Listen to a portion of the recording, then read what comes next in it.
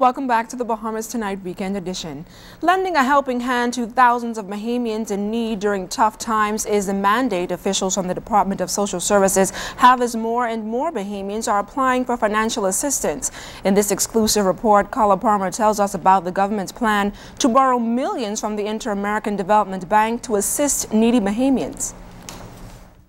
As groups of children play, many of them oblivious to the economic challenges their parents face, the government, through social services and community development, is moving on in to lend even more assistance through the proposed Social Safety Net Reform Program.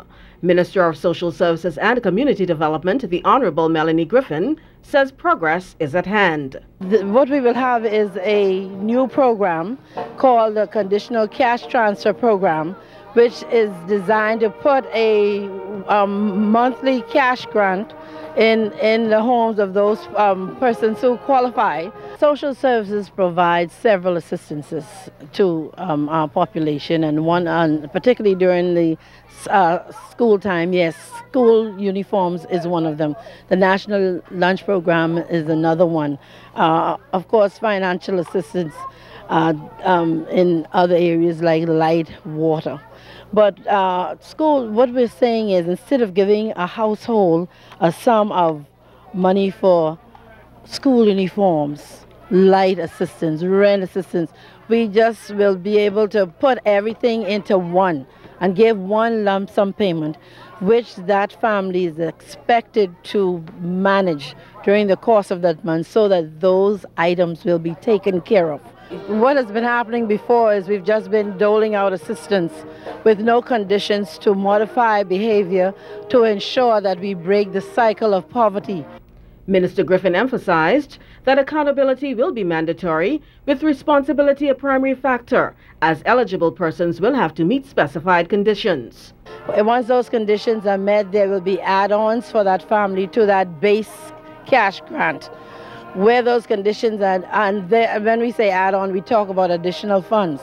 And if the conditions are not met, then those cash funds will be withdrawn. It has to be social workers working with these families so that we can advise them on their finances, how to, we will monitor certainly the way in which the funds are being spent, because of course you also have to be able to avoid as much as possible any fraud in the system.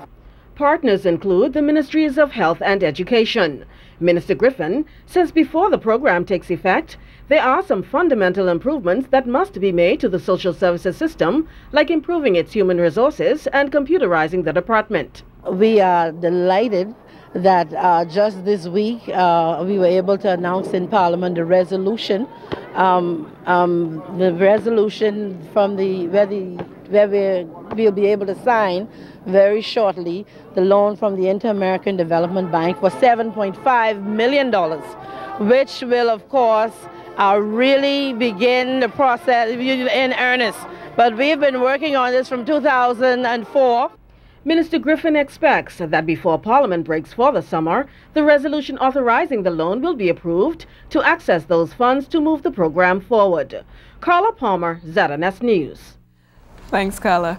Residents living in the Centerville community are singing high praises for the award-winning Urban Renewal 2.0 program that was relaunched in the Bahamas earlier last month.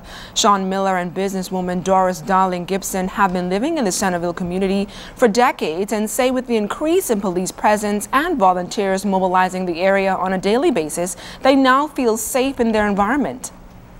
I live in Backward area because, you know, we clean up and make everything look more presentable, and you know, so they're doing a good job so far.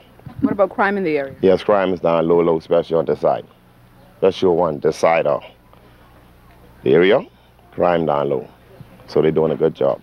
I've noticed that more people are coming my way.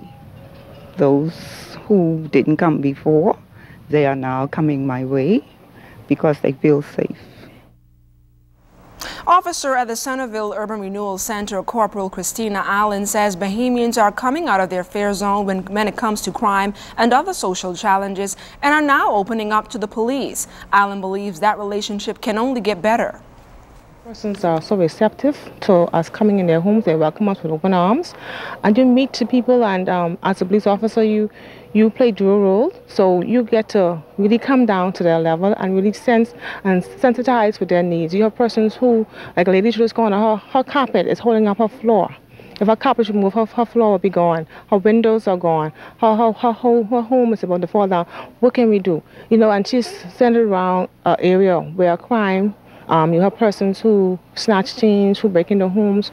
She even reported how a neighbor put a hole in her windows so they could spy on them as they were bathing, because only females live in the home. You know, and to see us walking through and the police is coming in the home, they feel much more safer.